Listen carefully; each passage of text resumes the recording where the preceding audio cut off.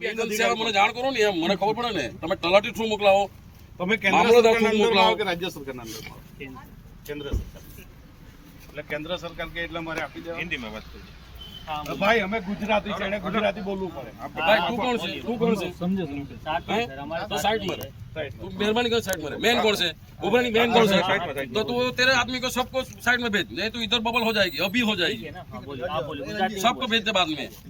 हम लोग चुतिया लोग नहीं है इधर. हाँ, पहले हमारे मेरे को बताया नहीं, पहली गलती तो आपकी हुई है. कोई भी बात नहीं सुन सकता हूँ मैं आपकी. बोलो क्या करने गए आप? तुम सब पुलिस लेके आए इसलिए हम लोग इधर डर जाएंगे. गांव के आदमी है हम लोग. हाँ, ये नहीं, ऐसा नहीं बोलने का. तो बंदोबस्त लाने की जरूरत क्या है? तो क्या है, गांव में आओ ना, बोलो बाद में बोलो ना. तुम कैसे कौन सा रास्ता लेने का है बोलो. एक भी आदमी इधर आएगा ना तो गठन कर देता हूँ मेरा. नहीं बुरानी साहब વાત નહીં, આ ગેલ વપ્પુ કરે એટલે નહીં ચાલે. એમાં હું નહીં ચલાવું.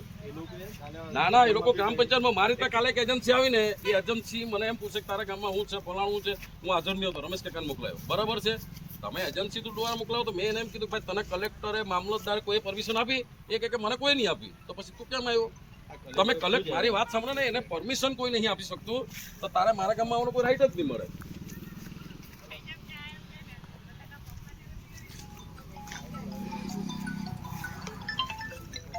हाँ, वो गांव में जान दो ना. एना पहला भी जो पटेल साहब मारी बात सांभळो તમે, એના પહેલા બી એક સર્વે આવેલો, એને બી મેં પૂછ્યું. પહેલા એમ કીધું કે નેર ખાતાનું સર્વે આવ્યું. ચલ બરાબર છે, મેં પૂછ્યું કે નેર ખાતાનું સર્વે તો પેલી બાજુ છે, મને ખબર છે બરાબર. તો એમણે એમ કીધું એ નહીં, એમ કે શાયદ રસ્તાનો હોય. ચાલ મેં પૂછ્યું રસ્તાનું તારું સર્વે છે?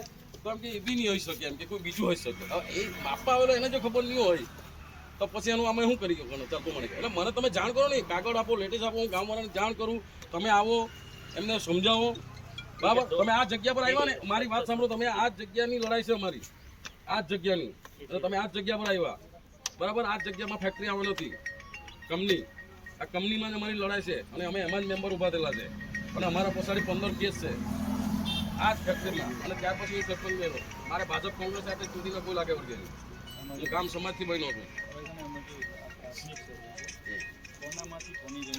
પણ સર મને હું તમને રિક્વેસ્ટ કરું છું, ભરણી 2 હાથ બીજું માથું, મને તમે જાણ તો કરી શકો ને. તમે મારા ગામ પહેલા આવો, પહેલા દારૂવાન પકડો, જાણ કરો કે નહીં કરો? બરાબર છે ને, તો મને જાણ તો કરો ને કે ગામની તમે જમીન એમને થોડો લેવાના. અમારી ગ્રામ પંચાયતની પરમિશન તમારે નથી લેવી? નહીં નથી લેવી, નહીં લેવી એટલે માફો ચાલ. બરાબર છે, કાગળ જાવ. તો પછી અમારા પંચાયતમાં જાણ તો કરો ને. એમ અમને સરપંચ ઓથોરિટી હાની આપી સાહેબ? આ તો ચૂતિયા લોકો છે. તમને 2 શબ્દ કહીને આવી જાય આ લોકો. નક્કી કેમ થાય? સર્વે એક જ આવે ભાઈ. આમાં બહુ લડ્યા અમે. પટેલ સાહેબ મારી વાત ખાંભળા ગામમાં સર્વે કરવા માટે પેશા કાનૂન પ્રમાણે, જમીન સંપાદન અધિનિયમ પ્રમાણે ગ્રામ પંચાયતને પ્રથમ વેતન આપવું પડે. એવું નથી કે સરકારના પરિપત્ર બરાબર, એનું ઉલ્લંઘન થાય અમારે ત્યાં માપણી કરવાની નથી. તમે પેલા પંચાયતને લેટર આપો, અમે ગામ સભા બોલાવીએ. અમને ખરેખર પ્રોજેક્ટ એના માટે છે, ગામ લોકોને માહિતગાર કરીએ. અમને યોગ્ય લાગે કે ભાઈ આ જરૂર છે વિકાસ માટે, તમે સંમતિ બી આપી. ત્યાર પછી રહેવાની રીતે તમારી ખેડૂતોની સંમતિ.